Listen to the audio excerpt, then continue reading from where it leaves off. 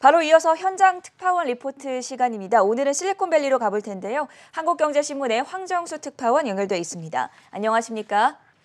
네, 안녕하세요. 네, 오늘은 메타버스의 부동산 투자 열풍에 대해서 알아보려고 하는데요. 일부 메타버스 플랫폼에서 이 부동산 투자 열풍이 불면서 거래액이 점차 늘어나고 있는 반면에 일각에서는 폰지 사기다라는 비판이 나오고 있다고 들었습니다. 어떤 내용입니까?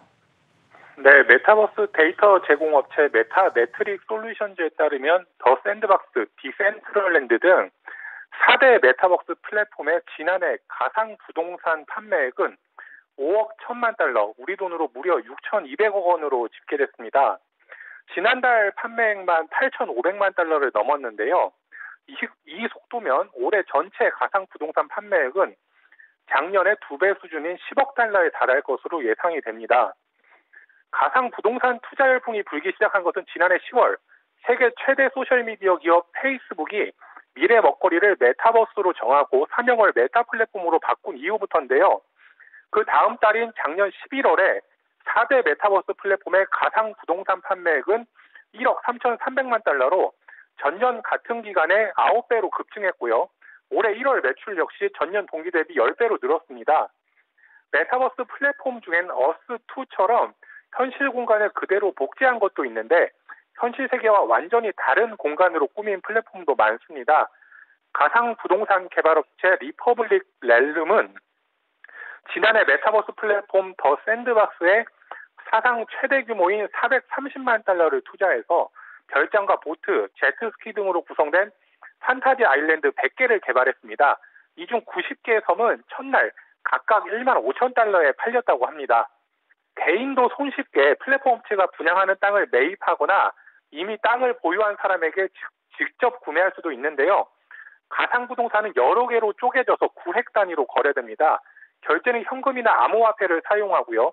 거래 과정에서 대체 불가능 토큰, 즉 NFT를 도입하기도 했습니다. 대부분 메타버스 플랫폼들은 가상 부동산 판매량을 한정하고 있습니다. 땅의 희소성을 부여하기 위해서인데요. 현재 12개 이상의 메타버스 플랫폼이 가상 부동산을 판매 중인데 4대 메타버스 플랫폼에는 26만 8,645개의 부동산이 등록돼 있습니다. 지난해 12월 더 샌드박스에는 96제곱미터 크기의 구획 16만 6,464개가 각각 1만 2,700달러 수준에 팔렸고요.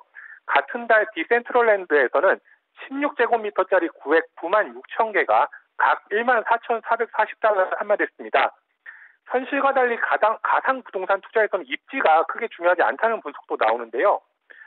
리퍼블릭 렐름 공동 설립자는 가상 부동산의 가치는 누가 소유했는지, 무엇을 하는지에 따라 결정될 것이라면서 이용자들은 언제든 순간이동을 할 수 있기 때문에 입지는 그다지 중요하지 않다고 설명했습니다. 하지만 가상 부동산 투자에 대한 경고의 목소리는 점점 높아지고 있는데요. 메타버스 플랫폼은 얼마든지 컴퓨터 코딩으로 만들 수 있기 때문에 가상 부동산이 희소성이 없다는 겁니다. 최근엔 매주 새로운 메타버스 플랫폼이 생겨나고 있고요. 가치가 없는 것을 사서 다른 사람에게 더 비싼 가격을 파는 사기와 같다는 비판도 나옵니다.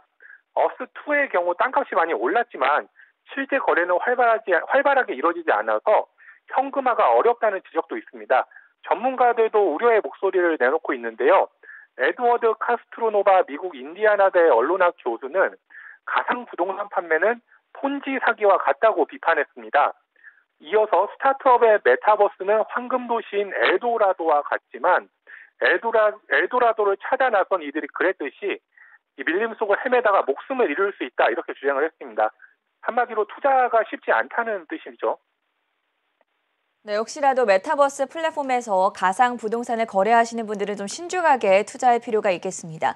두 번째 소식은 아마도 와인을 좋아하시는 분들 좀 귀가 쫑긋하지 않을까 싶은데요. 전 세계적인 물류 대란이 유리 술병 가격에도 영향을 미치면서 캘리포니아산 와인 가격이 오를 것이다라는 전망이 나왔다고 들었는데 어떤 내용입니까? 네, 최근 캘리포니아에선 물류 대란으로 유리병 가격이 급등하면서 올해 그 와인 업자들이 와인 가격을 병당 3에서 5달러 정도 올릴 것이라는 전망이 나옵니다. 캘리포니아에서 산불과 가뭄으로 포도 수확량은 줄었는데요. 총 포장 비용도 1달러 이상 인상이 됐고요. 일손 부족으로 임금도 오른 상황입니다. 지난주 실리콘밸리 전문 조사기관인 실리콘밸리 뱅크의 연례 설문조사에 따르면요. 캘리포니아 와이너리의 76%가 지난해 유리병을 구하기가 가장 힘들었다고 답했습니다. 이어 37%는 코르크, 캡슐 및 막에 구하기가 어려웠다고 답했습니다. 산타로사 지역의 벨레토 비냐드의 와인 메이커인 앤서니 베크맨은 지난 1년간 유리 가격이 40에서 60%나 올랐다면서 현재 12개 유리병의 경우 14에서 18달러를 지불하고 있다고 밝혔습니다. 그럼 와인병이 부족한 원인이 뭘까요? 좀 살펴보면요. 코로나19 팬데믹 동안 레스토랑과 바보다는 집에서 술을 마시면서 일단 유리병 수요가 급증을 했고요. 또 신규 주택 건설로 유리 수요가 늘어나고 있는 것도 유리병 부족의 원인으로 꼽힙니다. 미국 노동통계국 데이터에 따르면 2020년 11월에서 지난해 11월 1년간 판유리 가격은 8.4% 올랐는데 이는 1981년 이후 가장 큰 상승폭이었습니다. 일각에선 트럼프 행정부가 유리병을 포함한 수십 개의 중국 제품에 18%의 관세를 부과하면서 유리병 값이 올랐다는 지적도 있습니다. 여기에 팬데믹으로 인한 항만 혼잡, 운송 인력 부족 등으로 물가가 상승했고 해상 화물에 추가 요금이 붙으면서 유리병 원가가 올라가고 있다는 분석이 나오고 있습니다. 네, 오늘 도움 말씀 여기까지 들어보도록 하겠습니다. 지금까지 한국경제신문의 황정수 실리콘밸리 특파원이었습니다. 고맙습니다. 예, 감사합니다.